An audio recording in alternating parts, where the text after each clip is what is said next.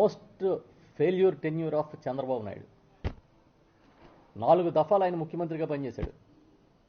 ఇప్పుడు ఫెయిల్ అయినంతగా గతంలో ఎప్పుడు ఫెయిల్ అవ్వరా.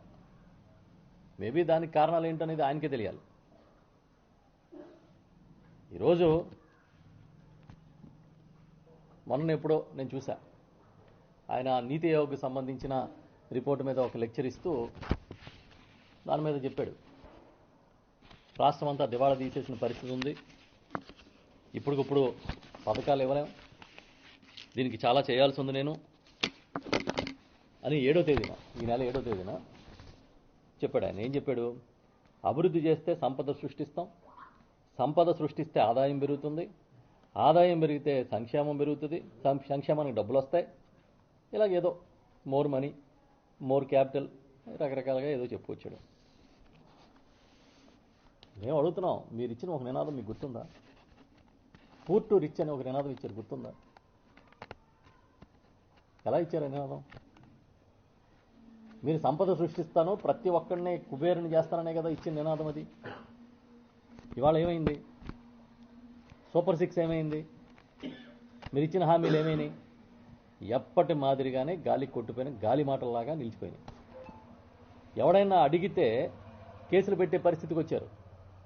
పాపం కొంతమంది యూట్యూబర్ల మీద కూడా ఇవాళ కేసులు పెట్టే పరిస్థితి వచ్చింది. ఎన్నికల ముందు ఈయన ఎన్నికల ప్రచారంలో చెప్తూ ఉండేవారు చంద్రబాబు నాయుడు గారు, మూలనున్న ముసలమ్మ కూడా బటన్ నొక్కుతుంది, అదే పెద్ద గొప్ప బ్రహ్మ విద్య అని.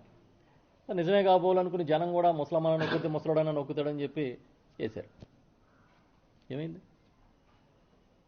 బటన్ ఎందుకు నొక్కలేకపోతున్నారు? ముసలమ్మ నొక్కుతుందనే బటన్ను మీ ప్రభుత్వం ఎందుకు నొక్కలేకపోతుంది? ఆ రోజే జగన్మోహన్ రెడ్డి గారు చాలా స్పష్టంగా చెప్పారు, చంద్రబాబు నాయుడు గారు ఇచ్చిన హామీల్ని అమలు చేయాలంటే ఏడాదికి 1,65,000 కోట్లు కావాలి. నేను ఇవాళ ఇచ్చే పథకాలే 70,000 కోట్ల రూపాయలు అవుతోంది. ఇంతకు మించి ఇచ్చే అవకాశం ఈ రాష్ట్ర ఖజానాకి లేదు. కాబట్టి నేను అబద్ధాలు చెప్పను, చెప్పలేను, ఆయనలాగా మోసం చెయ్యను. ఆయన ఎన్నికల ముందు డెలిబరేట్గా నిర్ద్వందంగా మోసం చేస్తా ఉన్నారని జగన్మోహన్ రెడ్డి గారు చెబితే ప్రజలు అర్థం చేసుకోలే. నిజాన్ని అర్థం చేసుకోవడం కష్టం, అబద్ధం అందంగా కనిపిస్తుంది.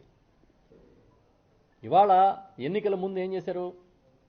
ఎన్ని అబద్ధాలంటే రోజు వండి వార్చడమే.